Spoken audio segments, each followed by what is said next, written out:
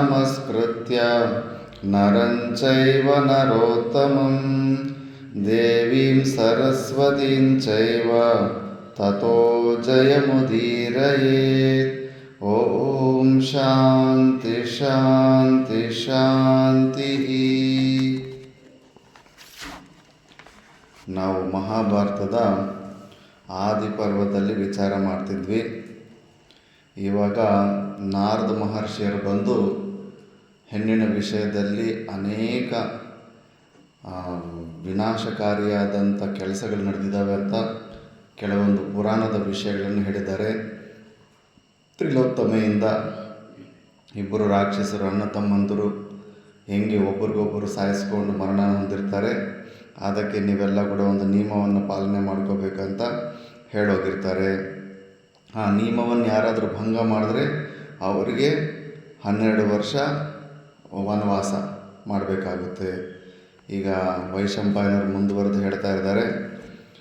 ಜನ್ಮೇಜಯ, ಪಾಂಡವರು ನಾರದರ ಸಮ್ಮುಖದಲ್ಲಿ ಪ್ರತಿಜ್ಞೆಯನ್ನು ಮಾಡಿದಂತೆಯೇ ದ್ರೌಪದಿಯ ವಿಷಯದಲ್ಲಿ ನಿಯಮದಿಂದಿರುತ್ತಾ ಸುಖದಿಂದ ಕಾಲ ಕಳೆಯುತ್ತಿದ್ದರು.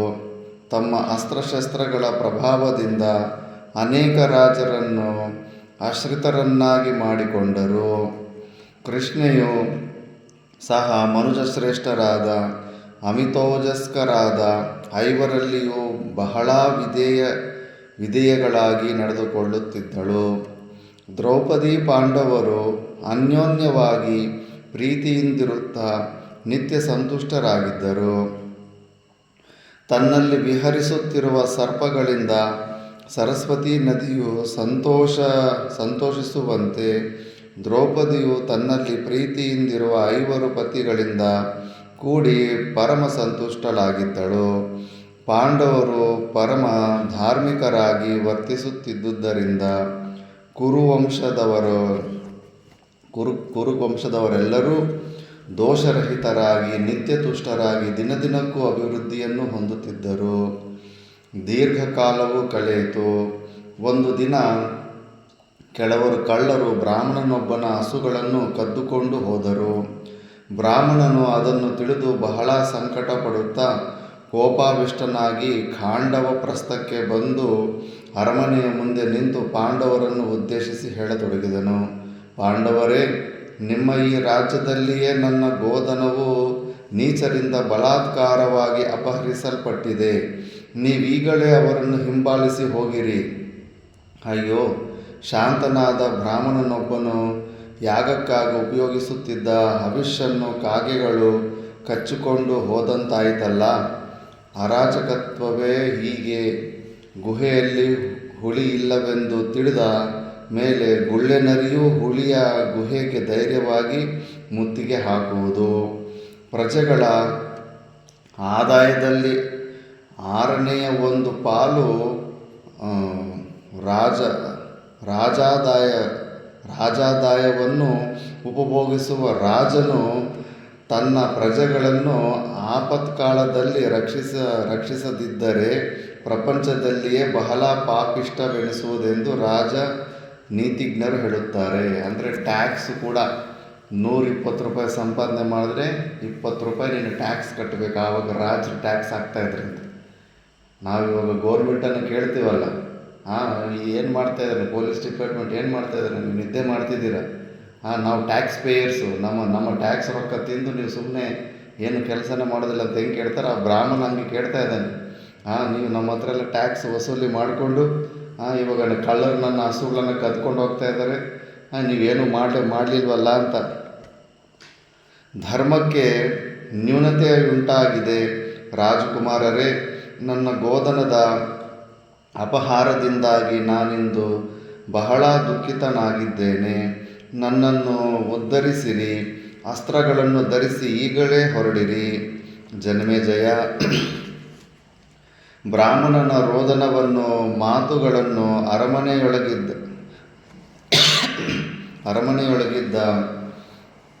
ಧನಂಜಯನು ಕೇಳಿ ಹೆದರಬೇಡ ಎಂದು ಕೂಗಿ ಹೇಳಿದನು. ಮಹಾಬಾಹುವಾದ ಅರ್ಜುನನು ಬ್ರಾಹ್ಮಣನ ಮಾತುಗಳನ್ನು ಕೇಳಿದೊಡನೆಯೇ ಅವನ ಕಷ್ಟವನ್ನು ಪರಿಹರಿಸಲು ಧನುಷನ್ನು ತೆಗೆದುಕೊಳ್ಳುವುದಕ್ಕಾಗಿ 2 ಹೆಜ್ಜೆಗಳನ್ನು ಮುಂದಿಟ್ಟನು. ಮರುಕ್ಷಣದಲ್ಲಿಯೇ ಮನಸ್ಸಿನಲ್ಲೊಂದು ವಿಧವಾದ ಕಳವಳ ಉಂಟಾಯಿತು. ಅಲ್ಲಿಯೇ ನಿಂತನು, ಆಲೋಚಿಸತೊಡಗಿದನು. ಪಾಂಡವರು ತಮ್ಮ ಶಸ್ತ್ರಾಸ್ತ್ರಗಳನ್ನಿಟ್ಟಿದ್ದ ಸ್ಥಳವು ಅಂತಃಪುರವೂ ಆಗಿದ್ದಿತು. ಆ ಸಮಯದಲ್ಲಿಯೇ ಯುಧಿಷ್ಠಿರನು ದ್ರೌಪದಿಯೊಡನೆ ಅಂತಃಪುರದಲ್ಲಿದ್ದನು. ಅಣ್ಣನು ದ್ರೌಪದಿಯೊಡನಿರುವಾಗ ಅಂತಃಪುರಕ್ಕೆ ಪ್ರವೇಶಿಸುವುದು ಹೇಗೆ? ಹೀಗೆ ಯೋಚಿಸುತ್ತಿರುವಾಗಲೇ ಬ್ರಾಹ್ಮಣನ ಆರ್ತನಾದವು ಪುನಃ ಕೇಳಿಸಿತು. ಇದಲ್ಲವೇ ಅರ್ಜುನನ ಪರೀಕ್ಷಾ ಸಮಯ. ಬ್ರಾಹ್ಮಣನ ಗೋಧನವನ್ನು ಬಿಡಿಸಿಕೊಡಬೇಕು.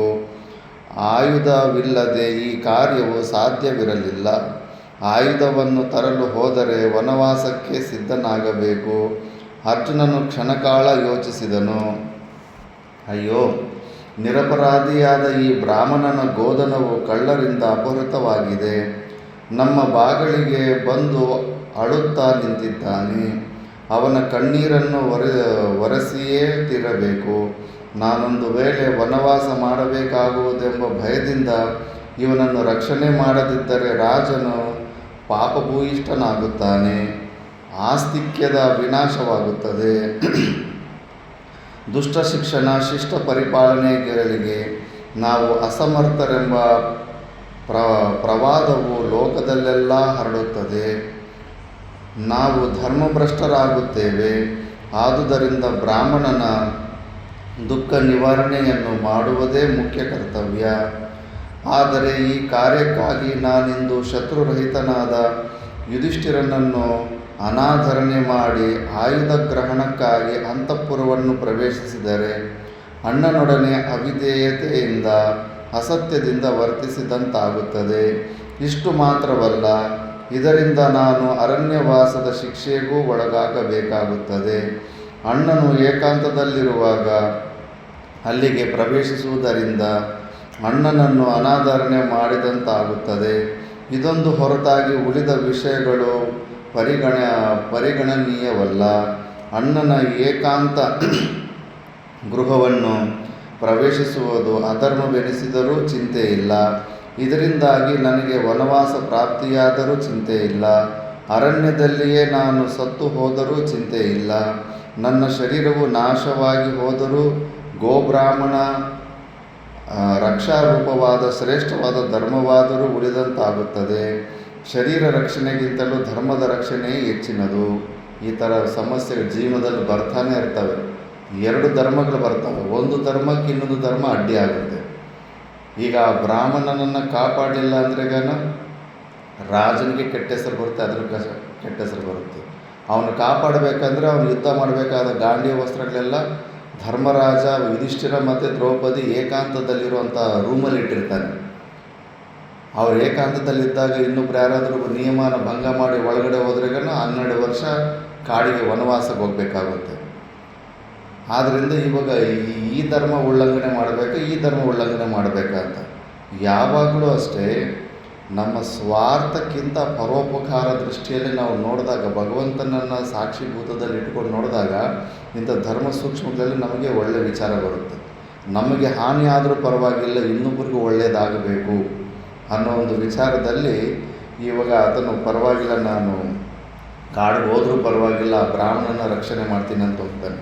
ಅರ್ಜುನನು ತರ್ಕ ವಿತರ್ಕಗಳಿಂದ ಈ ವಿಧವಾದ ನಿಶ್ಚಯಕ್ಕೆ ಬಂದನು. ಕುಂತಿಪುತ್ರನಾದ ಧನಂಜಯನು ಈ ಪ್ರಕಾರವಾಗಿ ನಿಶ್ಚಯಿಸಿ ಯುಧಿಷ್ಠಿರನಿದ್ದ ಅಂತಃಪುರವನ್ನು ಪ್ರವೇಶಿಸಿದನು. ಅಣ್ಣನೊಡನೆ ಸಮಯೋಚಿತವಾದ 2 ಮಾತುಗಳನ್ನಾಡಿ ಧನುರ್ಬಾಣಗಳನ್ನು ತೆಗೆದುಕೊಂಡು ಹೊರಗೆ ಬಂದು ಪ್ರಸನ್ನಚಿತ್ತನಾಗಿ ಬ್ರಾಹ್ಮಣನೊಡನೆ ಹೇಳಿದನು. ಬ್ರಾಹ್ಮಣೋತ್ತಮರೇ, ಹೋಗೋಣ, ನಡೆಯಿರಿ. ಸ್ವಲ್ಪ ತಡ ಮಾಡಿದರೂ ಕಳ್ಳರು ತಪ್ಪಿಸಿಕೊಂಡು ಹೋಗಿಬಿಟ್ಟಾರು. ನಾನು ನಿಮ್ಮ ಜೊತೆಯಲ್ಲಿಯೇ ಬಂದು ಕಳ್ಳರಿಂದ ನಿಮ್ಮ ಗೋಧನವನ್ನು ಬಿಡಿಸಿಕೊಡುವೆನು. ಅರ್ಜುನನು ರಥವನ್ನೇರಿ ಬ್ರಾಹ್ಮಣನನ್ನು ಪಕ್ಕದಲ್ಲಿ ಕುಳ್ಳಿರಿಸಿಕೊಂಡು ಕಳ್ಳರು ಹೋದ ಮಾರ್ಗದಲ್ಲಿಯೇ ಅವರನ್ನಟ್ಟಿಸಿಕೊಂಡು ಹೋದನು. ಕಳ್ಳರು ಕಣ್ಣಿಗೆ ಬಿದ್ದೊಡನೆಯೇ ಸವ್ಯಸಾಚಿಯಾದ ಅರ್ಜುನನು ಬಾಣ ಪ್ರಯೋಗ ಮಾಡಲು ಉಪಕ್ರಮಿಸಿದನು. ಕಳ್ಳರು ಹಿಂದಿರುಗಿ ನೋಡಿ ತಮ್ಮನ್ನು ರಾಜಕುಮಾರನೇ ಹಿಡಿಯಲು ಬರುತ್ತಿದ್ದಾನೆಂದು ತಿಳಿದು ತಾವು ಅಪಹರಿಸಿಕೊಂಡು ಬಂದಿದ್ದ ಗೋಧನವನ್ನು ಅಲ್ಲಿಯೇ ಬಿಟ್ಟು ಓಡಲಾರಂಭಿಸಿದರು. ಅರ್ಜುನನು ಕಳ್ಳರನ್ನು ಧ್ವಂಸ ಮಾಡಿ ಗೋಧನವನ್ನು ಬ್ರಾಹ್ಮಣನಿಗರ್ಪಿಸಿ ಖ್ಯಾತಿಯನ್ನು ಪಡೆದು ರಾಜಧಾನಿಗೆ ಹಿಂದಿರುಗಿದನು. ಅನಂತರ ಅರಮನೆಯನ್ನು ಪ್ರವೇಶಿಸಿ ಹಿರಿಯರಿಗೆ ನಮಿಸಿದನು. ಕಿರೀಟಿಯು ಮಾಡಿದ ಕಾರ್ಯವನ್ನು ಎಲ್ಲರೂ ಶ್ಲಾಘಿಸಿದರು. ಪಾರ್ಥನು ಯುಧಿಷ್ಠಿರನಲ್ಲಿಗೆ ಹೋಗಿ ಬದ್ಧಾಂಜಲಿಯಾಗಿ ನಿಂತು ಹೇಳಿದನು, ಮಹಾರಾಜ, ನಾವೈವರೂ ಸೇರಿ ನಾರದರ ಸಮ್ಮುಖದಲ್ಲಿ ಮಾಡಿಕೊಂಡ ಪ್ರತಿಜ್ಞಾನುಸಾರವಾಗಿ ನಡೆದುಕೊಳ್ಳಲು ಅನುಮತಿಯನ್ನು ಕೊಡು. ನೀನು ದ್ರೌಪದಿಯೊಡನೆ ಕುಳಿತಿರುವಾಗ ನಾನು ಅಂತಃಪುರವನ್ನು ಪ್ರವೇಶಿಸಿ ನಾವು ಮಾಡಿಕೊಂಡಿದ್ದ ನಿಯಮವನ್ನು ಉಲ್ಲಂಘಿಸಿರುವೆನು. ಆದುದರಿಂದ ನಾನೀಗಲೇ ಅರಣ್ಯಕ್ಕೆ ಹೊರಡುವೆನು. ನಿಯಮವನ್ನು ಉಲ್ಲಂಘಿಸಿದವರು 12 ವರ್ಷಗಳ ಕಾಲ ವನವಾಸ ಮಾಡಬೇಕೆಂಬ ನಿಯಮವನ್ನು ನಾವೇ ಮಾಡಿಕೊಂಡಿರುವೆವಲ್ಲವೇ? ಅರ್ಜುನನ ಮಾತುಗಳನ್ನು ಕೇಳಿದೊಡನೆಯೇ ಯುಧಿಷ್ಠಿರನಿಗೆ ಭ್ರಾಂತಿಯುಂಟಾಯಿತು. ಶೋಕಾರ್ತನಾಗಿ ಗದ್ಗದ ಧ್ವನಿಯಲ್ಲಿ, ಯಾಕಪ್ಪ ಕಾಡಿಗೆ ಹೋಗಬೇಕು ಎಂದು ಕೇಳಿದನು. ಒಡ ಹುಟ್ಟಿದವನು, ಅದರಲ್ಲಿಯೂ ಹೆಚ್ಚು ಪ್ರೀತಿಗೆ ಪಾತ್ರನಾದ ಸಹೋದರನು ಕಾಡಿಗೆ ಹೋಗುವನೆಂದರೆ ದುಃಖವಾಗಿರುವುದೇ? ಯುಧಿಷ್ಠಿರನು ಕ್ಷಣಕಾಲ ಯೋಚಿಸಿದನು. ಅರ್ಜುನನು ಕಾಡಿಗೆ ಹೋಗಲೇಬೇಕಾಗಿರುವ ಕಾರಣವೂ ಯುಧಿಷ್ಠಿರನಿಗೆ ಮನವರಿಕೆಯಾಯಿತು. ಮನಸ್ಸಿಗೆ ಸಮಾಧಾನವನ್ನು ತಂದುಕೊಂಡು ಹೇಳಿದನು, ಧನಂಜಯ, ಧಾರ್ಮಿಕ ವಿಷಯಗಳಲ್ಲಿ ನನ್ನ ಮಾತನ್ನು ಪ್ರಮಾಣವನ್ನಾಗಿಟ್ಟುಕೊಳ್ಳಬಹುದೆಂದು ದೃಢ ವಿಶ್ವಾಸವಿರುವುದಾದರೆ ನಾನು ಹೇಳುವ ಮಾತನ್ನು ಕೇಳು. ನನಗೆ ಅಪ್ರಿಯವಾಗಿದೆ ಎಂದು ನೀನು ಭಾವಿಸಿರುವ ಅಂತಃಪುರ ಪ್ರವೇಶದ ಕಾರಣವೇನೆಂಬುದನ್ನು ನಾನು ಚೆನ್ನಾಗಿ ತಿಳಿದಿರುವೆನು. ಮೇಲಾಗಿ ನೀನು ಪ್ರವೇಶ ಮಾಡಿದ್ದರಿಂದ ನನ್ನ ಹೃದಯದಲ್ಲಿ ಯಾವ ವಿಧವಾದ ಅಸಂತೋಷವೂ ಉಂಟಾಗಲಿಲ್ಲ. ಅದೂ ಅಲ್ಲದೆ ಅಣ್ಣನಾದವನು ಪತ್ನಿಯೊಡನಿರುವಾಗ ತಮ್ಮನಾದವನು ಪ್ರವೇಶಿಸಿದರೆ ತಮ್ಮನು ಯಾವ ವಿಧವಾದ ದೋಷಕ್ಕೂ ಭಾಗಿಯಾಗುವುದಿಲ್ಲ. ತಮ್ಮನು ಪತ್ನಿ ಸಮೇತನಾಗಿ ಅಂತಃಪುರದಲ್ಲಿರುವಾಗ ಮಾತ್ರ ಅಣ್ಣನು ಪ್ರವೇಶಿಸುವುದು ನಿಯಮಕ್ಕೆ ಭಂಗವೆನಿಸುತ್ತದೆ. ಈ ಕಾರಣಗಳಿಂದ ಅಂತಃಪುರವನ್ನು ಪ್ರವೇಶಿಸುವುದಕ್ಕಾಗಿ ವನವಾಸ ಮಾಡಬೇಕೆನ್ನುವ ನಿನ್ನ ಸಂಕಲ್ಪವನ್ನು ಸಾಕು ಮಾಡು. ನಾನು ಹೇಳಿದಂತೆ ಕೇಳು. ಧರ್ಮಕ್ಕೆ ಯಾವ ವಿಧವಾದ ನ್ಯೂನತೆಯೂ ಉಂಟಾಗುವುದಿಲ್ಲ. ನೀನು ನನ್ನನ್ನು ನಿಶ್ಚಯವಾಗಿಯೂ ಅನಾದರಣೆ ಮಾಡಿರುವುದಿಲ್ಲ. ಧರ್ಮಮೂರ್ತಿಯಾದ ಯುಧಿಷ್ಠಿರನೇ ಈ ಮಾತುಗಳನ್ನು ಹೇಳಿದ ಮೇಲೆ ಅರ್ಜುನನು ವನವಾಸದ ಇಚ್ಛೆಯನ್ನು ತೊರೆಯಬಹುದಾಗಿತ್ತಲ್ಲವೇ? ಆದರೆ ಅರ್ಜುನನು ಹಾಗೆ ಮಾಡಲಿಲ್ಲ. ಕಳಂಕವು ಅಣ್ಣನ ಮನಸ್ಸಿನಲ್ಲಿದ್ದರೂ ಅಂತಃಪುರ ಪ್ರವೇಶ ಮಾಡಿದ ಕಳಂಕವು ಅರ್ಜುನನ ಮನಸ್ಸಿನಲ್ಲಿ ನೆಟ್ಟು ಹೋಗಿತ್ತು. ಆದುದರಿಂದ ಯುಧಿಷ್ಠಿರನ ಮಾತುಗಳು ಅರ್ಜುನನಿಗೆ ಹಿತವೆನಿಸಲಿಲ್ಲ. ಆದರೂ ಅಣ್ಣನ ಮಾತುಗಳನ್ನು ತಿರಸ್ಕರಿಸಲಿಲ್ಲ. ಹಿಂದೊಮ್ಮೆ ಯುಧಿಷ್ಠಿರನು ಹೇಳಿದ್ದ ಮಾತುಗಳನ್ನೇ ಅವನ ಸ್ಮರಣೆಗೆ ತಂದನು. ಅಣ್ಣ, ತೋರಿಕೆಯಿಂದ ಕೂಡಿದ ಧರ್ಮವೆಂದು ತೋರುವ ಆದರೆ ಅಧರ್ಮವೇ ಆಗಿರುವ ಕಾರ್ಯವನ್ನು ಮಾಡಬಾರದು ಎಂಬುದಾಗಿ ನೀನೇ ಹೇಳಿರುವೆಯಲ್ಲವೇ? ಆದುದರಿಂದ ನಾನು ಅರಣ್ಯಕ್ಕೆ ಹೋಗದಿರಲು ನೀನು ಎಷ್ಟೇ ಸಮಾಧಾನವನ್ನು ಹೇಳಿದರೂ ನನ್ನ ಮನಸ್ಸನ್ನು ಒಪ್ಪಲಾರದು. ನಾವು ಮಾಡಿಕೊಂಡಿರುವ ನಿಯಮವನ್ನು ಮೀರಿ ನಾನು ನಡೆಯುವುದಿಲ್ಲ, ಸತ್ಯದಿಂದ ಚ್ಯುತನಾಗುವುದಿಲ್ಲ. ಈ ವಿಷಯದಲ್ಲಿ ಆಯುಧವನ್ನು ಮುಟ್ಟಿ ಪ್ರಮಾಣ ಮಾಡುತ್ತೇನೆ. ಯುಧಿಷ್ಠಿರನು ಮುಂದೇನು ತಾನೇ ಮಾತಾಡಿಯಾನು. ಖಿನ್ನವಾದ ಮನಸ್ಸಿನಿಂದಲೇ ಕಾಡಿಗೆ ಹೋಗಲು ಅರ್ಜುನನಿಗೆ ಅನುಮತಿಯನ್ನಿತ್ತನು. 12 ವರ್ಷಗಳ ಅವಿಚ್ಛಿನ್ನವಾದ ವನವಾಸಕ್ಕೆ ಅರ್ಜುನನು ಹೊರಟನು. ಜನಮೇಜಯ, ಅರ್ಜುನನು ಯುಧಿಷ್ಠಿರನ ಅನುಮತಿಯನ್ನು ಪಡೆದು ವನವಾಸ ಮಾಡುವ ಸಲುವಾಗಿ ಹೊರಟೊಡನೆ ವೇದಾಂಗ ಪಾರಂಗತರಾದ ಬ್ರಾಹ್ಮಣರು ಅರ್ಜುನನನ್ನು ಅನುಸರಿಸಿ ಹೊರಟರು. ಅವರ ಜೊತೆಯಲ್ಲಿ ಆತ್ಮದರ್ಶನಾಕಾಂಕ್ಷಿಗಳಾದ ಮಹರ್ಷಿಗಳು, ಗಾಯಕರು, ಭಿಕ್ಷುಗಳು, ಭಗವದ್ಭಕ್ತರು, ಸೂತರು, ಪೌರಾಣಿಕರು, ನೀತಿಯ ಕಥೆಗಳನ್ನು ಹೇಳುವವರು, ಶ್ರಮಣಕರು, ವಾನಪ್ರಸ್ಥರು, ಸುಮಧುರ ಧ್ವನಿಯಲ್ಲಿ ದೇವತೆಗಳ ಆಖ್ಯಾನಗಳನ್ನು ಹೇಳುವ ದ್ವಿಜೋತ್ತಮರು ಹೊರಟರು. ಅವರುಗಳಿಂದಲೂ ಮತ್ತು ಮಧುರ ಭಾಷೆಗಳಾದ ಇನ್ನೂ ಅನೇಕ ಸಾಧು ಸತ್ಪುರುಷರಿಂದಲೂ ಪರಿವೃತನಾದ ಅರ್ಜುನನು ದೇವತೆಗಳಿಂದೊಡಗೂಡಿದ ಇಂದ್ರನಂತೆ ಪರಿಶೋಭಿಸುತ್ತಾ ಯಾತ್ರೆಗಾಗಿ ಹೊರಟನು. ನಯನ ಮನೋಹರವಾದ ಕಾಡುಗಳು, ಕೊಳಗಳು, ನದಿಗಳು, ಸಾಗರಗಳು, ನಾನಾ ದೇಶಗಳು, ತಟಾಕಗಳು, ಪುಣ್ಯತೀರ್ಥಗಳು ಇವೆಲ್ಲವನ್ನೂ ಭರತರ್ಷಭನಾದ ಅರ್ಜುನನು ಸಂದರ್ಶಿದನು. ಅಲ್ಲಿಂದ ಮುಂದೆ ಗಂಗಾದ್ವಾರದ ಹರಿದ್ವಾರ ಸಮೀಪಕ್ಕೆ ಬಂದು ಅಲ್ಲಿ ವೀರನಾದ ಅರ್ಜುನನು ಬಿಡಾರ ಮಾಡಿದನು. ಜನ್ಮೇಜಯ, ವಿಶುದ್ಧಾತ್ಮನಾದ ಪಾಂಡವ ಪ್ರವರನಾದ ಧನಂಜಯನು ಅಲ್ಲಿ ಮಹಾದ್ಭುತವಾದ ಕಾರ್ಯವನ್ನೇ ಮಾಡಿದನು. ಅದನ್ನೇ ಹೇಳುವೆನು ಕೇಳು. ಅರ್ಜುನನು ಹರಿದ್ವಾರದಲ್ಲಿ ತಾತ್ಕಾಲಿಕ ನಿವಾಸವನ್ನು ಮಾಡಿಕೊಂಡಿರುವಾಗ ಅವನನ್ನೇ ಅನುಸರಿಸಿ ಬಂದಿದ್ದ ಬ್ರಾಹ್ಮಣರು ಅನೇಕ ಸ್ಥಳಗಳಲ್ಲಿ ಅಗ್ನಿಹೋತ್ರಗಳನ್ನು ಮಾಡುವ ಸಲುವಾಗಿ ಯಜ್ಞೇಶ್ವರನನ್ನು ಪ್ರತಿಷ್ಠಾಪಿಸಿದರು. ಗಂಗಾ ತೀರದಲ್ಲಿ ಪ್ರತಿಷ್ಠಾಪಿತವಾಗಿದ್ದ ಪುಷ್ಪಾದಿಗಳಿಂದ ಅಲಂಕೃತವಾದ ವೇದಿಗಳಿಂದ ಕೂಡಿದ್ದ ಸ್ಪಷ್ಟವಾದ ಮಂತ್ರೋಚ್ಚಾರಣೆಗಳ ಮೂಲಕವಾಗಿ ಸಮಿತ್ತು, ಚರು, ಆರ್ಚೆಗಳಿಂದ ಹೋಮ ಮಾಡಲ್ಪಟ್ಟು ಪ್ರಜ್ವಲಿಸುತ್ತಿದ್ದ ಅಗ್ನಿಹೋತ್ರಾದಿಗಳಿಂದಲೂ ಸನ್ಮಾರ್ಗಾನುಸಾರಿಗಳಾದ ಗಂಗೆಯಲ್ಲಿ ಸ್ನಾನ ಮಾಡಿ ಸೂರ್ಯೋದಯ ಸಮಯದಲ್ಲಿ ಸೂರ್ಯನಿಗೆದುರಾಗಿ ನಿಂತು ಆರ್ಘ್ಯ ಪ್ರದಾನ ಮಾಡುತ್ತಿದ್ದ ವಿದ್ವಜ್ಜನರಿಂದಲೂ ಧ್ಯಾನಾಸಕ್ತರಾಗಿ ಕುಳಿತಿದ್ದ ಮಹಾತ್ಮರಿಂದಲೂ ಕೂಡಿದ್ದ ಗಂಗಾದ್ವಾರವು ಬಹಳ ಶೋಭಾಯಮಾನವಾಗಿ ಕಾಣುತ್ತಿದ್ದಿತು.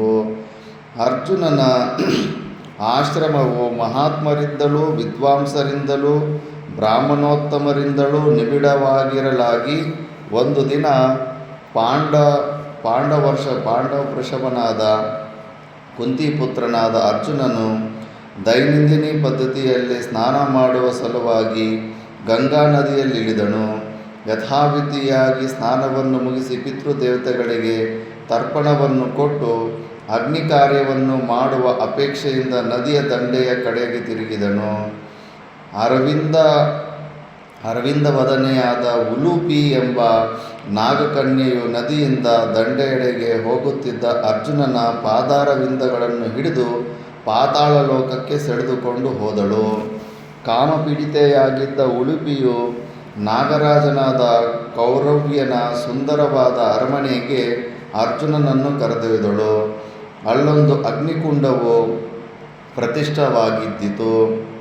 ಅರ್ಜುನನ ಅಗ್ನಿ ಕಾರ್ಯಕ್ಕೆ ಬೇಕಾಗಿದ್ದ ಸಕಲ ಸಂಭಾರಗಳು ಸಿದ್ಧವಾಗಿದ್ದವು. ಅರ್ಜುನನು ಯಜ್ಞೇಶ್ವರನ ಮುಂದೆ ಕುಳಿತು ಭಕ್ತಿಪೂರ್ವಕವಾಗಿ ಅಗ್ನಿ ಕಾರ್ಯವನ್ನು ಮುಗಿಸಿದನು.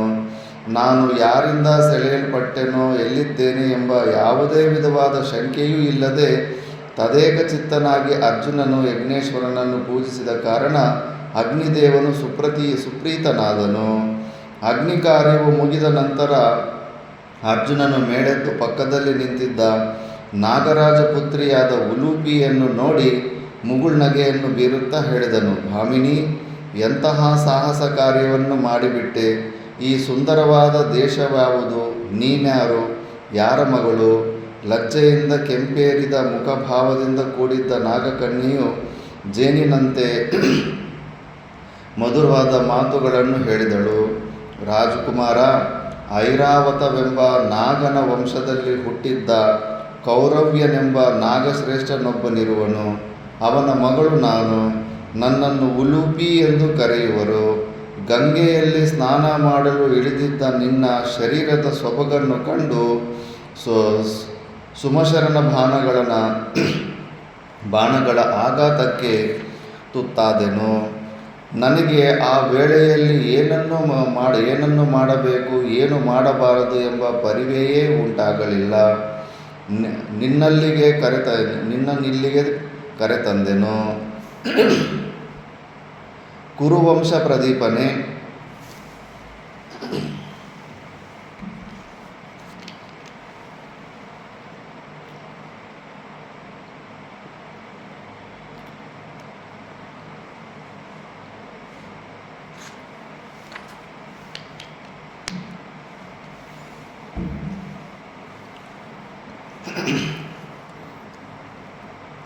ಕುರುವಂಶ ಪ್ರದೀಪನೆ, ನಾನಿನ್ನೂ ಅವಿವಾಹಿತೆಯಾಗಿರುವೆನು. ನಿನ್ನ ಸಲುವಾಗಿ ಮನ್ಮಥನು ನನ್ನ ಮೇಲೆ ಪಂಚಬಾಣಗಳನ್ನು ಪ್ರಯೋಗ ಮಾಡಿರುವನು. ಇದರಿಂದಾಗಿ ನಾನು ಬಹಳ ತೊಳಲುತ್ತಿರುವೆನು. ನಿನ್ನ ಆತ್ಮಪ್ರದಾನದಿಂದ ನನ್ನ ತೊಳಲಿಕೆಯನ್ನು ನಿವಾರಣೆ ಮಾಡು. ಮಂದಸ್ಮಿತನಾಗಿಯೇ ಅರ್ಜುನನು ನಾಗಕನ್ಯೆಯನ್ನು ಕುರಿತು ಹೇಳಿದನು. ಭದ್ರೇ, ನಿನ್ನ ಪ್ರಾರ್ಥನೆಯು ಅಯುಕ್ತವೆಂದು ಹೇಳಲಾರೆನು. ಆದರೆ ನಾನು ಯುಧಿಷ್ಠಿರನ ಆದೇಶದಂತೆ ವನದಲ್ಲಿ 12 ವರ್ಷಗಳು ಬ್ರಹ್ಮಚರ್ಯ ವ್ರತದಲ್ಲಿದ್ದುಕೊಂಡೇ ಕಾಲ ಕಳೆಯಲು ಬಂದಿರುವೆನು. ನಾನು ಸ್ವೇಚ್ಛೆಯಿಂದಿರುವ ಅಧಿಕಾರವನ್ನು ಹೊಂದಿರುವುದಿಲ್ಲ. ಆದರೂ ನಿನ್ನ ಇಚ್ಛೆಯನ್ನು ಪೂರ್ಣ ಮಾಡುವ ಅಭಿಲಾಷೆ ಇದೆ.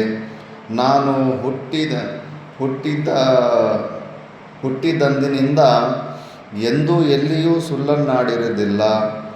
ಈಗ ನಾನು ಅನೃತ ಭಾಷಿಯಾಗಕೂಡದು, ಧರ್ಮಭ್ರಷ್ಟನೂ ಆಗಕೂಡದು. ನಿನ್ನ ಮನಸ್ಸಿನ ಅಭಿಲಾಷೆಯನ್ನು ನೆರವೇರಿಸಬೇಕು. ಇದರ ಸಾಧ್ಯತೆಯು ಹೇಗೆಂಬುದನ್ನು ನೀನೇ ಪರ್ಯಾಲೋಚಿಸಿ ಹೇಳು. ಪಾಂಡುಪುತ್ರನೇ, ನೀನೇಕೆ ಪ್ರಪಂಚ ಪರ್ಯಟನ ಮಾಡುತ್ತಿರುವೆ ಎಂಬುದನ್ನು ಮತ್ತು ಹಿರಿಯಣ್ಣನೇಕೆ ಬ್ರಹ್ಮಚರ್ಯದಿಂದ ಇರಲು ಆಜ್ಞೆ ಮಾಡಿರುವನೆಂಬುದನ್ನು ನಾನು ತಿಳಿದಿರುವೆನು. ನಿಮ್ಮೈವರಲ್ಲಿ ಯಾರಾದರೊಬ್ಬರು ದ್ರೌಪದಿಯೊಡನೆ ಇರುವಾಗ ಮತ್ತೊಬ್ಬರು ಅಂತಃಪುರವನ್ನು ಪ್ರವೇಶ ಮಾಡಿದರೆ ಅವರು 12 ವರ್ಷಗಳ ಕಾಲ ಅರಣ್ಯದಲ್ಲಿ ಬ್ರಹ್ಮಚರ್ಯ ವ್ರತದಿಂದಿರಬೇಕೆಂದು ನೀವೈವರು ಮಾಡಿಕೊಂಡಿರುವ ನಿಯಮಾನುಸಾರ ನೀನಿಂದು ಪ್ರಪಂಚ ಪರ್ಯಟನೆ ಮಾಡುತ್ತಿರುವೆಯಲ್ಲವೇ? ಆದರೆ ನನ್ನ ಪ್ರಾರ್ಥನೆಯನ್ನು ಮನ್ನಿಸುವುದರಿಂದ ನಿನ್ನ ವ್ರತಕ್ಕೆ ಸ್ವಲ್ಪವೂ ಕುಂದುಂಟಾಗುವುದಿಲ್ಲ. ವಿಶಾಲ ನೇತ್ರನೇ, ದ್ರೌಪದಿಯ ವಿಷಯದಲ್ಲಿ ಮಾಡಿರುವ ಈ ಧರ್ಮ ರಕ್ಷಾ ನಿಯಮವು ಬೇರೆಯವರಿಗೆ ಅನ್ವಯಿಸುವುದಿಲ್ಲ. ಕಷ್ಟದಲ್ಲಿರುವವರನ್ನು ಪಾರು ಮಾಡುವುದು ರಾಜನ ಒಂದು ಮುಖ್ಯ ಕರ್ತವ್ಯವಲ್ಲವೇ? ಈ ಕಾರಣದಿಂದ ಮದನನ ಪ್ರಕೋಪಕ್ಕೆ ಸಿಕ್ಕಿ ಬಾಧೆ ಪಡುತ್ತಿರುವ ನನ್ನನ್ನು ಪಾರು ಮಾಡುವುದರಿಂದ ನಿನ್ನ ವ್ರತಕ್ಕೆ ನ್ಯೂನತೆಯುಂಟಾಗಲಾರದು. ಅಥವಾ ನಿನ್ನ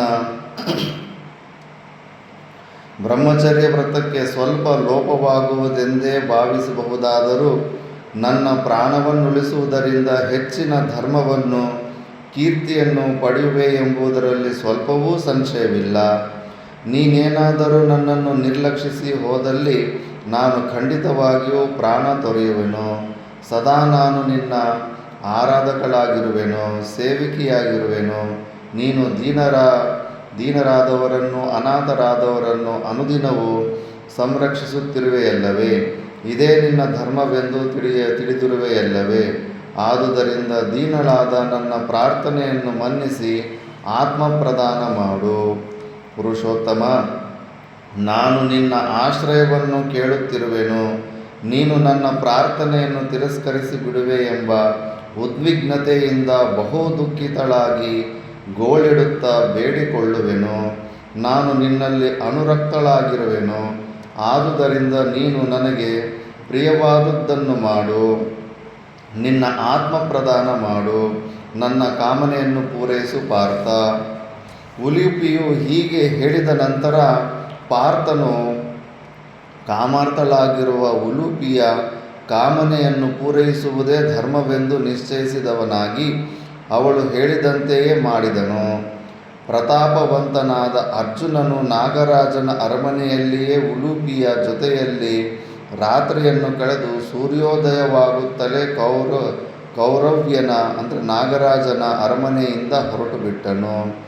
ಕೌರವ್ಯನ ಅರಮನೆಯಿಂದ ಗಂಗಾ ನದಿಯ ದಂಡೆಯವರೆಗೂ ಪವಿತ್ರತೆಯಾದ ಉಲೂಪಿಯು ಅರ್ಜುನನನ್ನು ಅನುಸರಿಸಿ ಬಂದು ಅವನನ್ನೊಮ್ಮೆ ಗಾಢಾಲಿಂಗನ ಮಾಡಿಕೊಂಡು ತನ್ನ ಇಚ್ಛೆಯನ್ನು ಪೂರ್ಣ ಮಾಡಿದುದಕ್ಕಾಗಿ ಅರ್ಜುನನಿಗೆ ಭೂಲೋಕದಲ್ಲಿ ನೀನು ಅಪ್ರತಿಮ ಸಾಹಸಿಯಾಗಿರುವಂತೆ ನೀರಿನಲ್ಲಿಯೂ ಅಪ್ರತಿಮ ಸಾಹಸಿಯಾಗುವೆ.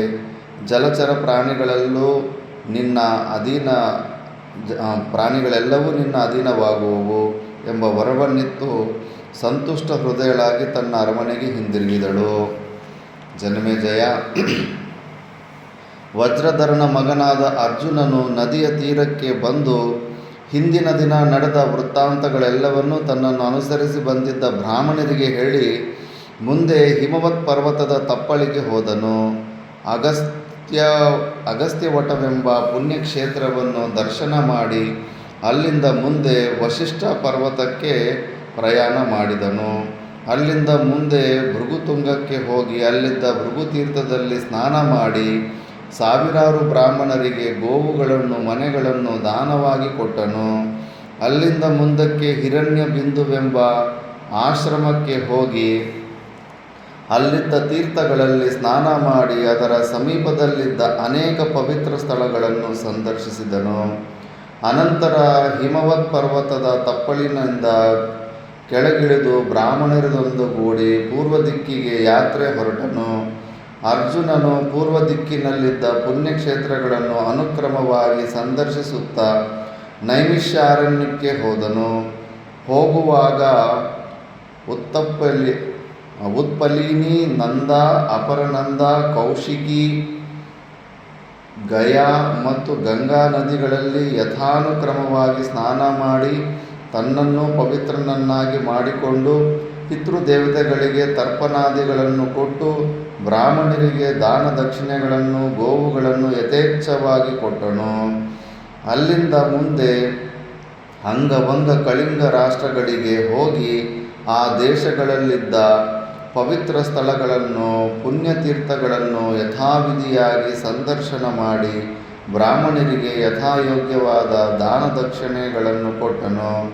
ಕಳಿಂಗ ರಾಷ್ಟ್ರದ ಸಮೀಪಕ್ಕೆ ಹೋಗುತ್ತಲೇ ಅರ್ಜುನನನ್ನು ಹಿಂಬಾಲಿಸಿ ಬರುತ್ತಿದ್ದವರೆಲ್ಲರೂ ಅಲ್ಲಿಯೇ ನಿಂತು ಅರ್ಜುನನನ್ನು ಹರಿಸಿ ಮುಂದಕ್ಕೆ ಅವನನ್ನು ಬೀಳ್ಕೊಟ್ಟರು.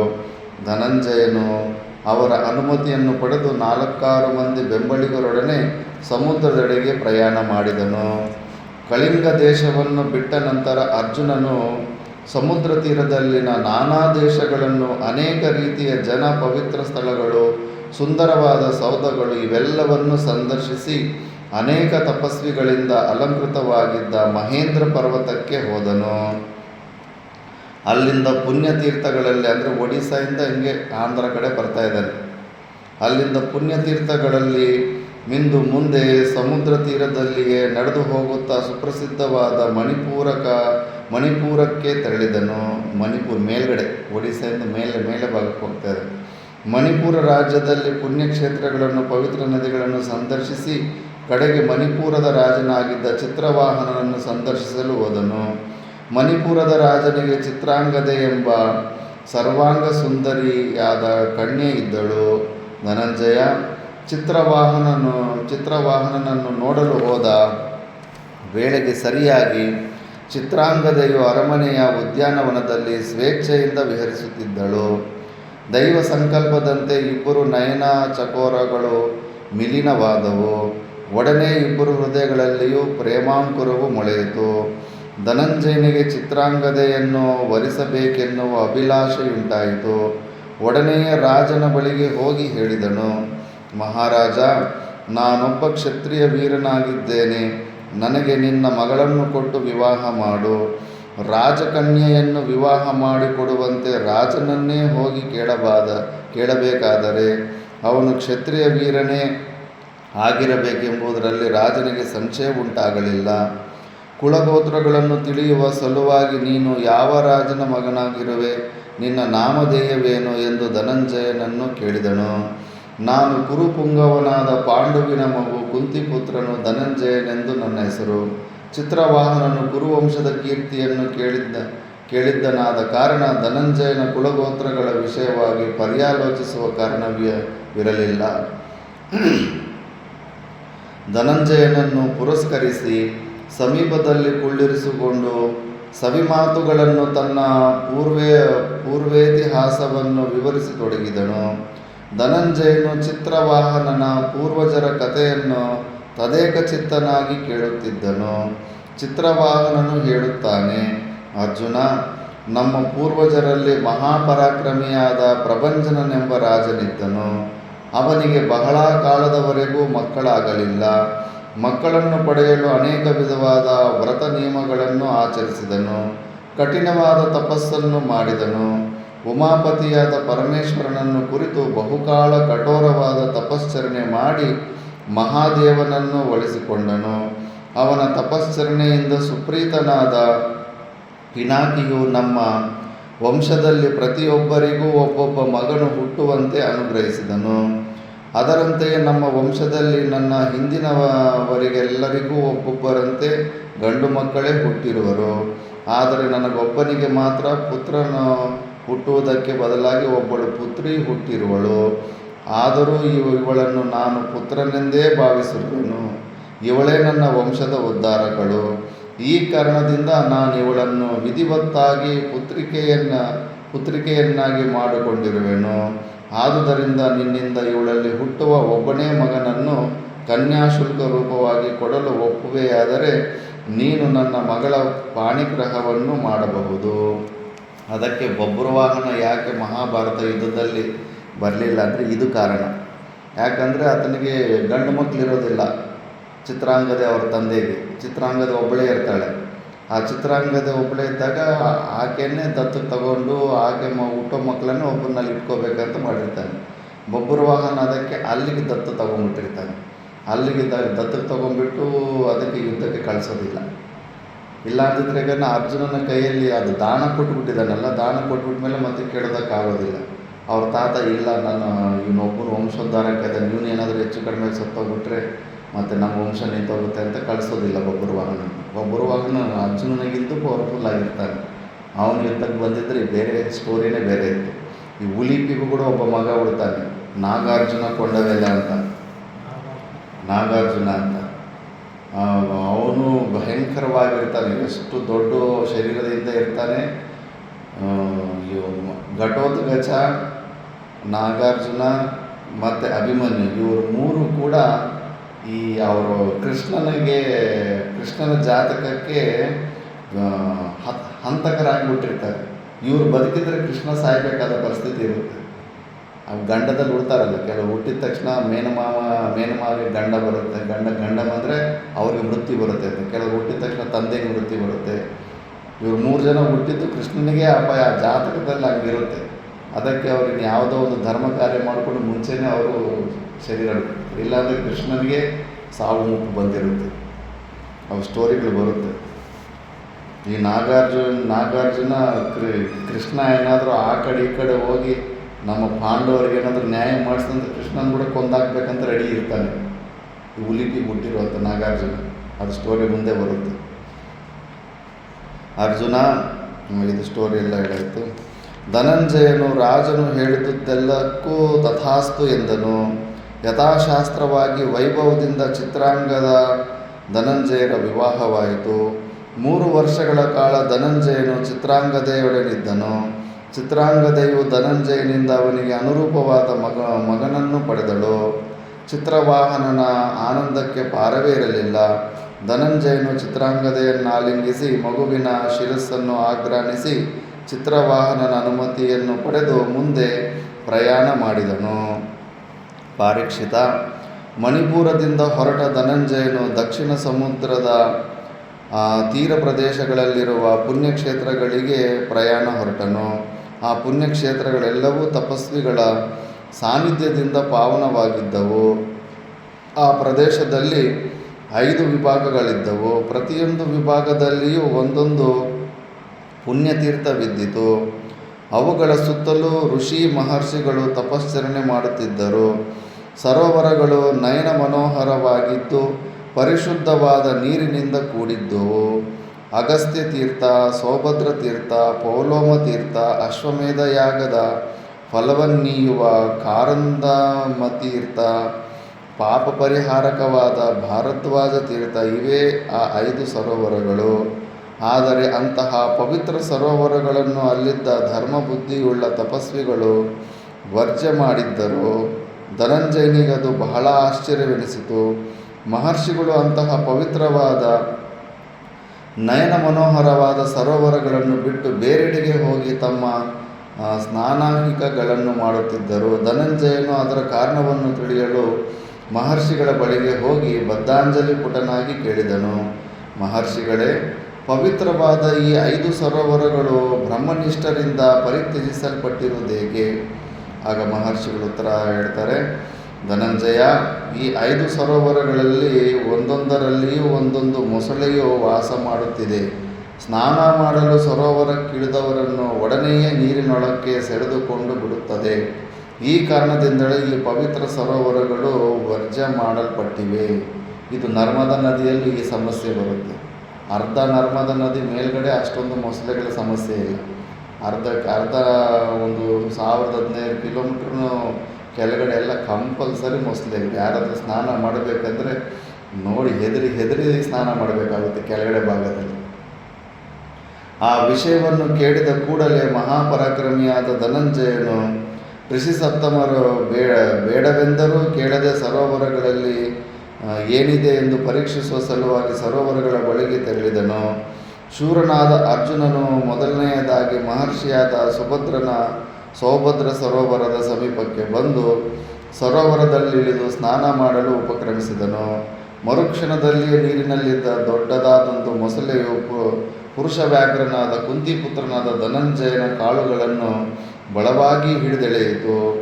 ಭುಜಬಲ ಪರಾಕ್ರಮವುಳ್ಳ ಮಹಾಸಾಹಸಿಯಾದ ಅರ್ಜುನನು ಮೊಸಳೆಯ ಬಾಯಿಗೆ ಕೈ ಹಾಕಿ ಅದರ 2 ದವಡೆಗಳನ್ನು ಹಿಗ್ಗಿಸಿ ಕಾಲುಗಳನ್ನು ಬಿಡಿಸಿಕೊಂಡು ಆ ಮೊಸಳೆಯನ್ನು ಸೆಳೆದುಕೊಂಡು ಸರೋವರದ ಸೋಪಾನಗಳನ್ನು ಹತ್ತಿದನು.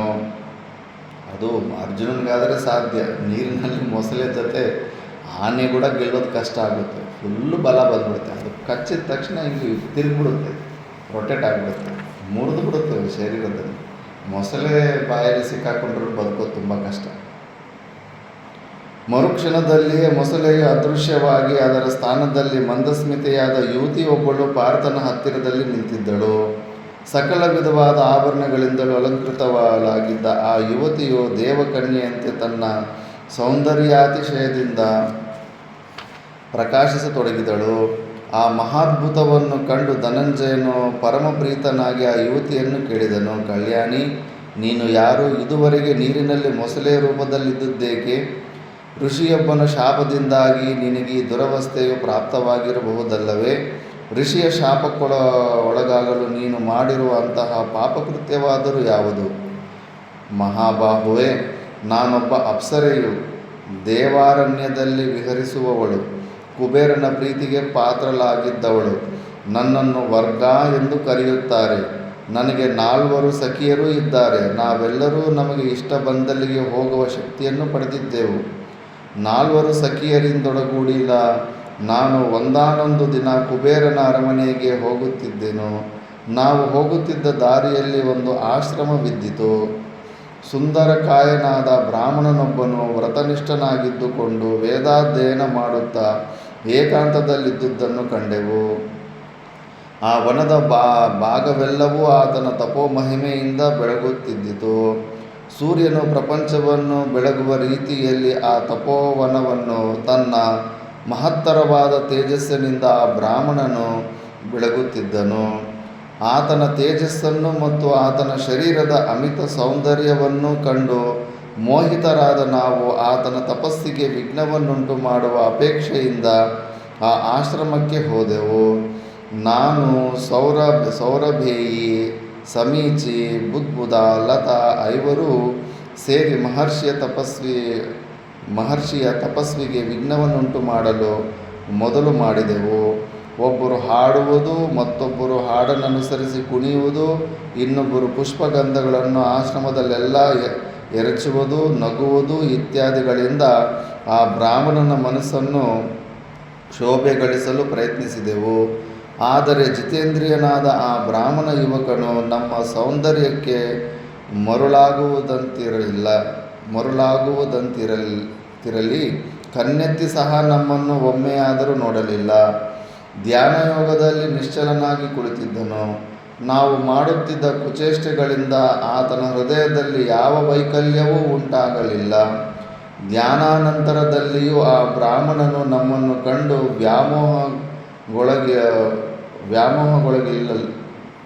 ವ್ಯಾಮೋಹಕ್ಕೆ ಇಳಿಯಲಿಲ್ಲ. ಕುಪಿತನಾದ ಮೊಸಳೆಗಳ ರೂಪವನ್ನು ಹೊಂದಿ 100 ವರ್ಷಗಳ ಕಾಲ ನೀರಿನಲ್ಲಿ ವಾಸ ಮಾಡಿರೆಂದು ಶಪಿಸಿಬಿಟ್ಟನು. ಅರ್ಜುನ, ಋಷಿಯ ಶಾಪವನ್ನು ಕೇಳಿ ನಾವೆಲ್ಲರೂ ಬಹಳ ದುಃಖಿತರಾದೆವು. ವ್ರತನಿಷ್ಠನಾದ ಬ್ರಾಹ್ಮಣನ ಕೋಪವನ್ನು ಶಾಂತಗೊಳಿಸಲು ನಾವೆಲ್ಲರೂ ಸೇರಿ ಆತನನ್ನು ದೈನ್ಯದಿಂದ ಪ್ರಾರ್ಥಿಸಿದೆವು. ಮಹಾನುಭಾವನೇ, ಯೌವನ ಮದದಿಂದಲೂ ಸೌಂದರ್ಯ ಮದದಿಂದಲೂ ಕೊಬ್ಬಿದವರಾಗಿ ಮನ್ಮಥನಿಂದ ಚೋದಿತರಾಗಿ ನಾವು ಈ ಅಕಾರ್ಯವನ್ನು ಮಾಡಿಬಿಟ್ಟೆವು. ಅಬಲೆಯರಾದ ನಮ್ಮನ್ನು ಕ್ಷಮಿಸುವುದು ನಿನಗೆ ಯೋಗ್ಯವಾಗಿದೆ.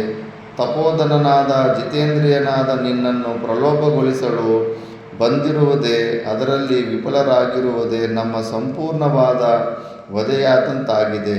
ಆದರೂ ಸ್ತ್ರೀ ಹತ್ಯೆಯನ್ನು ಮಾಡಕೂಡದೆಂದು ಧರ್ಮ ಮಾರ್ಗಾನುಸಾರಿಗಳು ಹೇಳುತ್ತಾರೆ. ಬ್ರಾಹ್ಮಣೋತ್ತಮನೇ, ಈ ವಿಷಯವು ನಿನಗೂ ತಿಳಿದಿದೆ ಅಲ್ಲವೇ? ನಿನ್ನ ಧಾರ್ಮಿಕ ಬುದ್ಧಿಯೂ ಹೆಚ್ಚಲಿ. ನಮ್ಮನ್ನು ದಯೆಯಿಟ್ಟು ಹಿಂಸಿಸಬೇಡ. ಮೇಲಾಗಿ ಧರ್ಮಜ್ಞನೇ, ಎಲ್ಲ ಪ್ರಾಣಿಗಳ ವಿಷಯದಲ್ಲಿಯೂ ಬ್ರಾಹ್ಮಣನು ಮೈತ್ರಿಯಿಂದಿರುವನೆಂದು, ಅಂದರೆ ಶಮದಮ ಸಮಾಧಿ ಷಟ್ಕ ಸಂಪತ್ತಿಗಳಿಂದ ಬ್ರಾಹ್ಮಣ ಇರ್ತಾನಂತ ಹೇಳ್ತಾರೆ. ಮಂಗಳ ಸ್ವರೂಪನೇ, ಮನೀಷಿಗಳಾದವರ ಈ ವಾಕ್ಯವು ಸತ್ಯವಾಗಿ ಪರಿಣಮಿಸಲಿ. ಚಂದ್ರ, ಶರಣಾಗತರಾದ ದೀನರ ರಕ್ಷಣೆಯನ್ನು ಶಿಷ್ಟರು ಖಂಡಿತವಾಗಿಯೂ ಮಾಡುತ್ತಾರೆ. ನಾವು ನಿನಗೆ ಶರಣಾಗತರಾಗಿದ್ದೇವೆ, ಅಂಗಲಾಚಿ ಬೇಡಿಕೊಳ್ಳುತ್ತೇವೆ. ನಮ್ಮನ್ನು ಕ್ಷಮಿಸುವುದು ಧರ್ಮಾತ್ಮನಾದ ನಿನಗೆ ಸಾಧುವಾಗಿದೆ. ಹೀಗೆಲ್ಲ ಬೇಡಿಕೊಂಡೆವು. ಚಂದ್ರ ಸೂರ್ಯರ ತೇಜಸ್ಸಿಗೆ ಸಮಾನವಾದ ತೇಜಸ್ಸಿನಿಂದ ಕೂಡಿದ್ದ ಆ ಬ್ರಾಹ್ಮಣೋತ್ತಮನು ನಮ್ಮ ದೈನ್ಯ ಪ್ರಾರ್ಥನೆಗೆ ಮನ್ನಣೆಯನ್ನಿತ್ತು ಪ್ರಸನ್ನನಾಗಿ ಹೇಳಿದನು. ಅಪ್ಸರೆಯರೇ, ಸಾಮಾನ್ಯವಾಗಿ 100,000 ಕೋಟಿ ಇತ್ಯಾದಿ ಸಂಖ್ಯಾವಾಚಕಗಳು ಅಕ್ಷಯವಾಚಕವಾದವುಗಳೇ ಹೊರತು ನಿರ್ಣೀತವಾದ ಸಂಖ್ಯೆಗಳಲ್ಲ. 100 ಎಂದರೆ ಎಷ್ಟು? 100 ಬೇಕಾದರೂ ಆಗಬಹುದು. ಆದರೆ ನಾನು ಹೇಳಿರುವ 100 ವರ್ಷಗಳು ನಿಮ್ಮ ವಿಷಯದಲ್ಲಿ ನಿರ್ಣೀತವಾದ ಒಂದೇ 100 ವರ್ಷಗಳಾಗಿರುತ್ತವೆ. 106 ವರ್ಷ ಅಂತ ಅನ್ಕೋಬೇಡ. ಅಕ್ಷಯವಾಚಕವಾಗಿರುವುದಿಲ್ಲ. ನೀವು ಮೊಸಳೆಗಳಾಗಿ ನೀರಿನಲ್ಲಿದ್ದು ನೀರಿಗಿಳಿದವರನ್ನು ಸೆಳೆದು ತಿನ್ನುತ್ತಾ 100 ವರ್ಷಗಳು ಪರ್ಯಂತವಾಗಿ ನೀರಿನಲ್ಲಿ ವಾಸ ಮಾಡುತ್ತೀರಿ. 100 ವರ್ಷಗಳು ಮುಗಿದೊಡನೆಯೇ ಮಹಾನುಭಾವನೊಬ್ಬನು ಬಂದು ನಿಮ್ಮನ್ನು ನೀರಿನಿಂದ ಹೊರಗೆಳೆಯುವನು. ಅಂದೇ ನಿಮ್ಮ ಶಾಪ ವಿಮೋಚನೆಯಾಗುವುದು. ನೀವು ನಿಮ್ಮ ಪೂರ್ವರೂಪಗಳನ್ನು ಹೊಂದುವಿರಿ. ನಾನು ಪರಿಹಾಸಕ್ಕಾದರೂ ಸುಳ್ಳನ್ನಾಡಿದವನಲ್ಲ. ನೀವು 100 ವರ್ಷಗಳವರೆಗೂ ಮೊಸಳೆಗಳ ರೂಪದಲ್ಲಿ ವಾಸ ಮಾಡುತ್ತಿದ್ದು ಮೃತ್ಯು ಸರೋವರಗಳೆಂಬ ಭೀತಿಯನ್ನು ಹುಟ್ಟಿಸುತ್ತಿದ್ದ ಆ ಸರೋವರಗಳು ನಿಮ್ಮ ಶಾಪ ವಿಮೋಚನೆಯಾದೊಡನೆಯೇ ನಾರೀತೀರ್ಥಗಳೆಂಬ ಹೆಸರಿನಿಂದ ಖ್ಯಾತವಾಗುವವು. ಮನನಶೀಲರಾದ ಜಿತೇಂದ್ರಿಯರನ್ನು ಪಾವನಗೊಳಿಸುವ ಪುಣ್ಯತೀರ್ಥಗಳಾಗುವವು. ಬ್ರಾಹ್ಮಣನ ಮಾತುಗಳನ್ನು ಕೇಳಿ ನಾವೆಲ್ಲರೂ ಆತನಿಗೆ ಪ್ರದಕ್ಷಿಣಾಪೂರ್ವಕವಾಗಿ ನಮಸ್ಕಾರಗಳನ್ನು ಮಾಡಿ ಬಹು ದುಃಖಿತರಾದ ಭಾರವಾದ ಹೃದಯಗಳಿಂದ ಆಶ್ರಮವನ್ನು ಬಿಟ್ಟು ಯಾವ ಸರೋವರಕ್ಕೆ ಹೋಗಿ ಸೇರಿಕೊಳ್ಳೋಣ? ಯಾವ ಸರೋವರದಲ್ಲಿ ಸೇರಿಕೊಂಡರೆ ನಮ್ಮನ್ನು ಆ ಸರೋವರದಿಂದ ಮೇಲಕ್ಕೆತ್ತಿ ಶಾಪ ವಿಮುಕ್ತರನ್ನಾಗಿ ಮಾಡುವ ಮಹಾನುಭಾವನು ಅತ್ಯಲ್ಪ ಕಾಲದಲ್ಲಿಯೇ ಅಲ್ಲಿಗೆ ಬಂದು ನಮ್ಮ ಪೂರ್ವರೂಪಗಳನ್ನು ದಯಪಾಲಿಸುತ್ತಾನೆ ಎಂಬುದನ್ನು ಪರಸ್ಪರವಾಗಿ ಆಲೋಚಿಸುತ್ತಾ ಹೋಗುತ್ತಿದ್ದೆವು. ಆ ವೇಳೆಗೆ ಸರಿಯಾಗಿ ದೇವರ್ಷಿಗಳಾದ ನಾರದರು ನಮ್ಮೆದುರಿಗೆ ಬಂದರು. ಅಮಿತ ತೇಜಸ್ವಿಗಳಾದ ನಾರದರನ್ನು ನೋಡಿದೊಡನೆಯೇ ನಮಗೊದಗಿದ್ದ ಕಷ್ಟದ ವಿಸ್ಮರಣೆಯಾಗಿ ಅಮಿತಾನಂದವಾಯಿತು. ಮಹರ್ಷಿಗಳಿಗೆ ಅಭಿವಾದನ ಮಾಡಿ ತಲೆ ತಗ್ಗಿಸಿಕೊಂಡು ಅವರ ಮುಂದೆ ಬದ್ಧಾಂಜಲಿಗಳಾಗಿ ನಿಂತುಕೊಂಡೆವು. ಮಹರ್ಷಿಗಳನ್ನು ನೋಡಿ ಸಂತೋಷಗೊಂಡೆವಾದರೂ ಬ್ರಾಹ್ಮಣ ಶಾಪದ ಸ್ಮರಣೆಯು ಬಂದೊಡನೆಯೇ ನಮ್ಮ ಮುಖಗಳು ಕುಂದಿದವು. ಅದನ್ನು ಕಂಡು ನಾರದರು ನಮ್ಮ ದುಃಖಕ್ಕೆ ಕಾರಣವೇನೆಂಬುದನ್ನು ನಮ್ಮಿಂದ ವಿಶದವಾಗಿ ಕೇಳಿ ತಿಳಿದುಕೊಂಡು ಅನಂತರ ಹೇಳಿದರು. ದಕ್ಷಿಣ ಸಮುದ್ರ ತೀರದ ತಗ್ಗಿನ ಪ್ರದೇಶದಲ್ಲಿ 5 ಸರೋವರಗಳಿಂದ ಕೂಡಿರುವ ಪುಣ್ಯ ಸ್ಥಳಗಳಿವೆ. ಆ ಸರೋವರಗಳು ಬಹಳ ಸುಂದರವಾಗಿರುವುದು ಮಾತ್ರವಲ್ಲದೆ ಪರಮ ಪವಿತ್ರವಾದ ಸರೋವರಗಳೆಂದೇ ಪ್ರಸಿದ್ಧವಾಗಿವೆ. ನೀವು ಈ ಕೂಡಲೇ ಅಲ್ಲಿಗೆ ಹೋಗಿರಿ. ಮಹಾತ್ಮನಾದ ಪಾಂಡುಪುತ್ರನಾದ ಪುರುಷವ್ಯಾಘ್ರನಾದ ಧನಂಜಯನು ನಿಮ್ಮನ್ನು ಈ ದುಃಖದಿಂದ ಪಾರು ಮಾಡುತ್ತಾನೆ. ಇದರಲ್ಲಿ ಯಾವ ಸಂಶಯವೂ ಇಲ್ಲ. ಪಾರ್ಥ, ನಾರದರ ಆ ಮಾತುಗಳನ್ನು ಕೇಳಿ ಅವರು ಹೇಳಿದಂತೆ ನಾವೈವರು ಈ 5 ಸರೋವರಗಳಲ್ಲಿ ಸೇರಿಕೊಂಡೆವು. ಅವರು ಹೇಳಿದಂತೆ ಇಂದು ನಾನು ನಿನ್ನಿಂದ ಶಾಪ ವಿಮುಕ್ತಿಯನ್ನು ಹೊಂದಿರುತ್ತೇನೆ. ಆದರೆ ನನ್ನ ಸಖಿಯರನ್ನು ಮೊಸಳೆಗಳ ರೂಪಗಳಲ್ಲಿಯೇ ಇರುತ್ತಾರೆ. ವೀರಾದಿವೀರನೇ, ಅವರನ್ನು ಶಾಪದಿಂದ ವಿಮೋಚಿಸುವ ಶುಭ ಕಾರ್ಯವನ್ನು ಮಾಡುವಂತೆ ಕೈ ಜೋಡಿಸಿ ಬೇಡುವನು. ಅಪ್ಸರೆಯ ಮಾತಿನಂತೆ ಧನಂಜಯನು ಸಂತುಷ್ಟ ಹೃದಯನಾಗಿ ಮೊಸಳೆಗಳ ರೂಪಗಳಲ್ಲಿದ್ದ ಉಳಿದ 4 ಅಪ್ಸರಸೆಯನ್ನು ಸರೋವರಗಳಿಂದ ಮೇಲೆ ಕೆಳೆದು ತಂದನು. ಪಾರ್ಥನ ಸಂಸ್ಪರ್ಶವಾದೊಡನೆಯೇ ಆ 4 ಶಾಪದಿಂದ ವಿಮುಕ್ತರಾಗಿ ಸ್ವಸ್ವರೂಪಗಳನ್ನು ಪಡೆದು ಪ್ರಕಾಶಿಸಿದರು. ಅರ್ಜುನನು ಮೃತ್ಯುರೂಪಗಳಾಗಿದ್ದ ಸರೋವರಗಳನ್ನು ಪವಿತ್ರ ಸರೋವರಗಳನ್ನಾಗಿ ಮಾಡಿ ಅಪ್ಸರಸೇರಿಗೆ ಮನಬಂದಲ್ಲಿಗೆ ಹೋಗಲು ಅನುಮತಿಯನ್ನಿತ್ತು. ಪುನಃ ಚಿತ್ರಾಂಗದೆಯನ್ನು ನೋಡುವ ತವಕದಿಂದ ಮಣಿಪುರಕ್ಕೆ ಪ್ರಯಾಣ ಮಾಡಿದನು. ಚಿತ್ರಾಂಗದೆಯಲ್ಲಿ ಧನಂಜಯನಿಗೆ ಹುಟ್ಟಿದ ಮಗುವಿಗೆ ಬಬ್ರುವಾಹನ ಎಂದು ಹೆಸರನ್ನಿಟ್ಟಿದರು. ಮಗನು ನೋಡಿ ಆನಂದ ತುಡಿತನಾದ ಪಾರ್ಥನು ರಾಜನಾದ ಚಿತ್ರವಾಹನನಿಗೆ ಹೇಳಿದನು, ನರಾಧಿಪನೇ, ಚಿತ್ರಾಂಗದೆಗಾಗಿ ನಾನು ಕೊಡಬೇಕಾಗಿದ್ದ ಕನ್ಯಾಶುಲ್ಕ ರೂಪವಾಗಿ ಈ ಬಬ್ರುವಾಹನನ್ನು ಸ್ವೀಕರಿಸು. ಇದರಿಂದ ನಾನು ಋಣಮುಕ್ತನಾಗುತ್ತೇನೆ. ಪಾಂಡುನಂದನನು ಚಿತ್ರವಾಹನನಿಗೆ ಹೀಗೆ ಹೇಳಿ ಪತ್ನಿಯಾದ ಚಿತ್ರಾಂಗದೆಯನ್ನು ಕುರಿತು ಹೇಳಿದನು. ಭದ್ರೇ, ನಿನಗೆ ಮಂಗಳವಾಗಲಿ. ಬಬ್ರುವಾಹನನನ್ನು ಕಾಪಾಡಿಕೊಂಡು ನೀನು ಇಲ್ಲಿಯೇ ಇರು. ನಾನು ಇಂದ್ರಪ್ರಸ್ಥಕ್ಕೆ ಪ್ರಯಾಣ ಮಾಡಿದ ನಂತರ ನಿನ್ನನ್ನು ಅಲ್ಲಿಗೆ ಕರೆಸಿಕೊಳ್ಳುತ್ತೇನೆ. ಆಗ ನನ್ನ ತಾಯಿಯಾದ ಕುಂತಿಯನ್ನು, ಅಣ್ಣಂದಿರಾದ ಧರ್ಮಜ ಭೀಮರನ್ನು, ಅನುಜರಾದ ನಕುಲ ಸಹದೇವರನ್ನು ಕಾಣಬಹುದಾಗಿದೆ. ಅಲ್ಲಿರುವ ಇನ್ನೂ ಅನೇಕ ಬಾಂಧವರೊಡನೆ ಸೇರಿ ಆನಂದಿಸಬಹುದಾಗಿದೆ.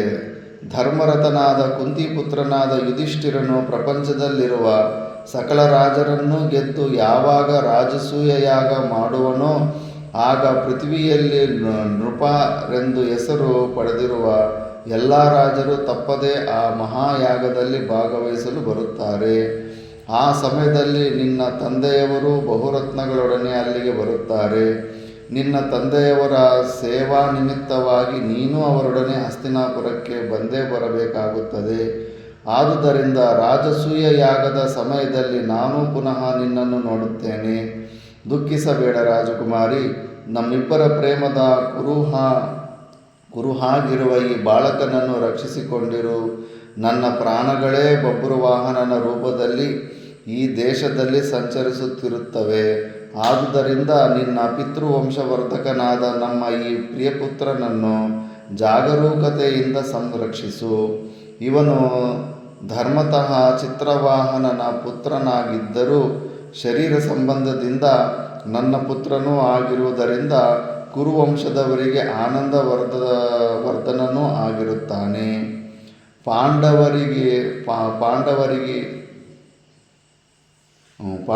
ಪಾಂಡವರಿಗಿವನು ಬಹಳ ಪ್ರೀತಿಪಾತ್ರನಾದ ಮಗನು. ಆದುದರಿಂದ ಇವನನ್ನು ನೀನು ಸ್ವಲ್ಪವಾದರೂ ಅನಾದರಣೆ ಮಾಡದೆ ಸಂರಕ್ಷಿಸು. ನಾನು ಹೊರಟು ಹೋದೆನೆಂಬ ವಿರಹ ದುಃಖದಿಂದ ಯಾವಾಗಲೂ ಶೋಕಿಸುತ್ತಾ ಕುಳಿತಿರಬೇಡ. ಜನಮೇಜಯ, ಅರ್ಜುನನು ಚಿತ್ರಾಂಗದೆಗೆ ಇವೇ ಮುಂತಾಗಿ ಸಮಾಧಾನಕರವಾದ ಮಾತುಗಳನ್ನು ಹೇಳಿ ಮಣಿಪುರದಿಂದ ಗೋಕರ್ಣ ಕ್ಷೇತ್ರಕ್ಕೆ ಪ್ರಯಾಣ ಮಾಡಿದನು. ಮಹಾದೇವನಾದ ಪಶುಪತಿ ಅಧಿಷ್ಠಾನವಾದ ದರ್ಶನ ಮಾಡಿದ ಮಾತ್ರದಿಂದಲೇ ಮುಕ್ತಿದಾಯಕವಾದ ಮತ್ತು ಪಾಪಿಷ್ಠನಾದವನು ಪರಮಪದ ಪ್ರಾಪ್ತಿಯ ಅಭಯವನ್ನು ಪರಶಿವನಿಂದ ಪಡೆಯಬಹುದಾದ ಗೋಕರ್ಣ ಮಹಾಕ್ಷೇತ್ರಕ್ಕೆ ಪಾರ್ಥನು ಆಗಮಿಸಿದನು.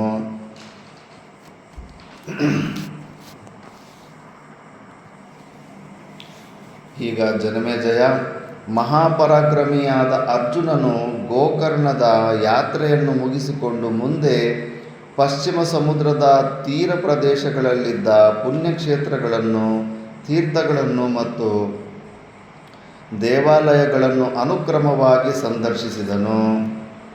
ಅನಂತರ ಅರ್ಜುನನು ರಮಣೀಯವಾದ ಪ್ರವಾಸ ಕ್ಷೇತ್ರಕ್ಕೆ ಪ್ರಯಾಣ ಮಾಡಿದನು.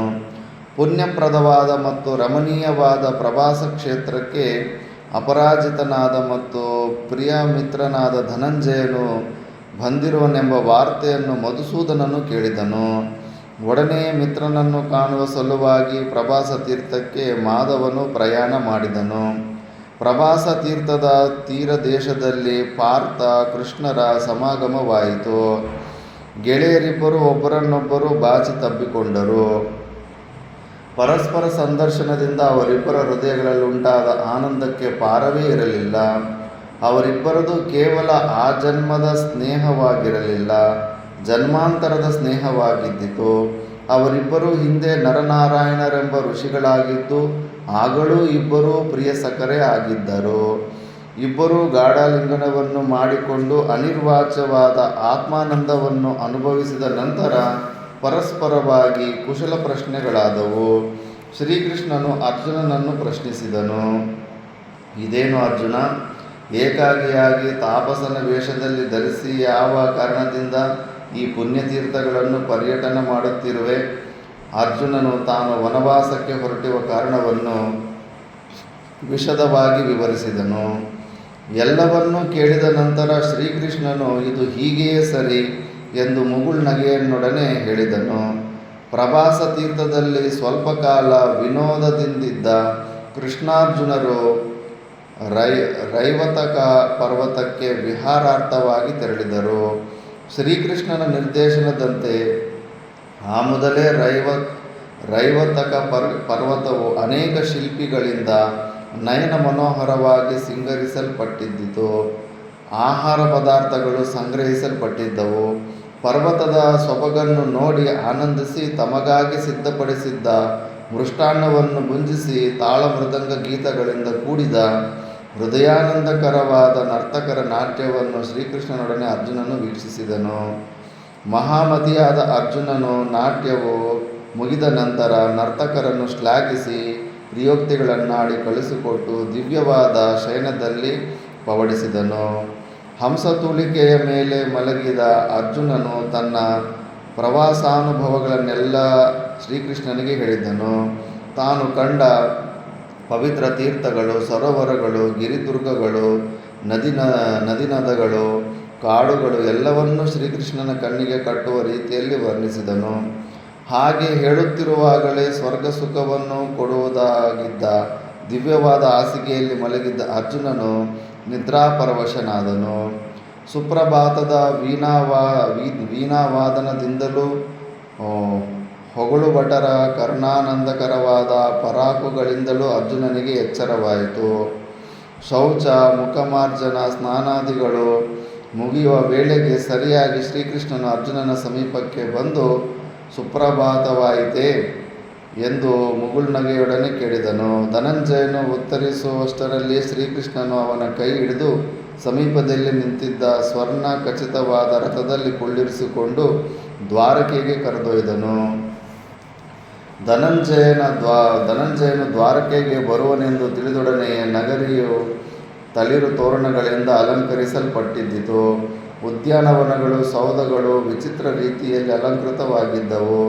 ಧನಂಜಯನನ್ನು ನೋಡಲು ದ್ವಾರಕೆಯ ಸಾವಿರಾರು ಜನರು ರಾಜಬೀದಿಯುದ್ದಕ್ಕೂ ಸಾಲು ಸಾಲಾಗಿ ನೆರೆದು ನಿಂತರು.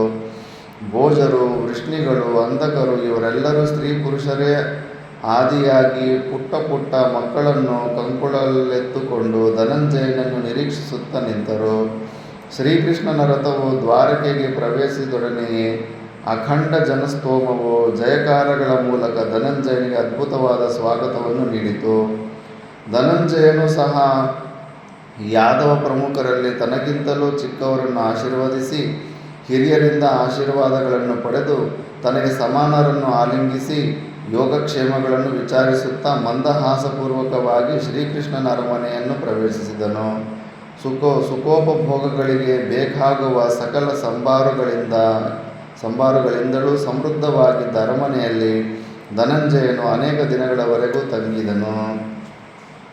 ಜನ್ಮೇಜಯ, ಕೆಲವು ದಿನಗಳ ನಂತರ ರೈವತಕ ಪರ್ವತದ ಮೇಲೆ ಪ್ರತಿ ವರ್ಷವೂ ನಡೆಯುತ್ತಿದ್ದ ವೃಷ್ಣ್ಯಂಧಕ ಭೋಜವಂಶದವರಿಗೆ ಪ್ರಧಾನವಾದ ಉತ್ಸವವು ಪ್ರಾರಂಭವಾಯಿತು.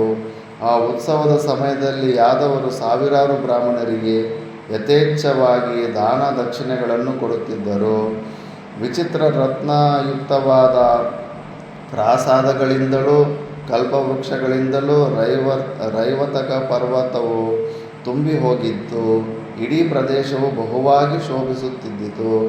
ಪರ್ವತದ ಮುಖ್ಯ ಭಾಗಗಳಲ್ಲಿ ಗಾಯನ ಸಮಾರಂಭಗಳು, ನೃತ್ಯ ಪ್ರದರ್ಶನಗಳು ಏರ್ಪಟ್ಟಿದ್ದವು. ವೃಷ್ಣಿವಂಶದ ಯುವಕರು ಸೊಗಸಾಗಿ ಸಿಂಗರಿಸಿಕೊಂಡು ಸ್ವರ್ಣರಥಗಳಲ್ಲಿ ಕುಳಿತು ಅಟ್ಟಹಾಸದಿಂದ ಸಾಲು ಸಾಲಾಗಿ ಬರುತ್ತಿದ್ದರು. ದ್ವಾರಕೆಯ ಪ್ರಜೆಗಳು ರಾಜ ಮನೆತನದವರಾದ ವೈಭವವನ್ನು ನೋಡಲು ಕಾಲ್ನಡಿಗೆಯಲ್ಲಿಯೂ ಚಿಕ್ಕದಾದ ಮತ್ತು ದೊಡ್ಡದಾದ ವಾಹನಗಳಲ್ಲಿಯೂ ಪತ್ನಿಪುತ್ರ ಸೇವಕರಿಂದ ಸಹಿತರಾಗಿ ಸಾವಿರಾರು ಸಂಖ್ಯೆಯಲ್ಲಿ ರೈವತಕ ಪರ್ವತಕ್ಕೆ ಧಾವಿಸಿ ಬಂದರು. ಯಾದವರ ನಾಯಕನಾದ ಬಲದೇವನು ದಿವ್ಯಾಂಬರಗಳನ್ನು ಧರಿಸಿ ರೇವತಿಯಿಂದೊಡಗೂಡಿ ರೈವತಕ ಪರ್ವತಕ್ಕೆ ಬಂದನು. ಅವನ ಹಿಂಬದಿಯಲ್ಲಿ ಅನೇಕ ಗಾಯಕರು ಬಲಭದ್ರನ ಗುಣಗಾನ ಮಾಡುತ್ತಾ ಬರುತ್ತಿದ್ದರು. ಅವನ ನಂತರ ಮಹಾಪರಾಕ್ರಮಿಯಾದ ಉಗ್ರಸೇನನು ತನ್ನ ಸಹಸ್ರ ಪತ್ನಿಯರಿಂದೊಡಗೂಡಿ ಬಂದನು. ಅವನ ಹಿಂದೆಯೂ ಗಾಯಕರು ರಾಜನ ಗುಣಗಾನ ಮಾಡುತ್ತಾ ಅವನನ್ನೇ ಅನುಸರಿಸಿ ಬರುತ್ತಿದ್ದರು.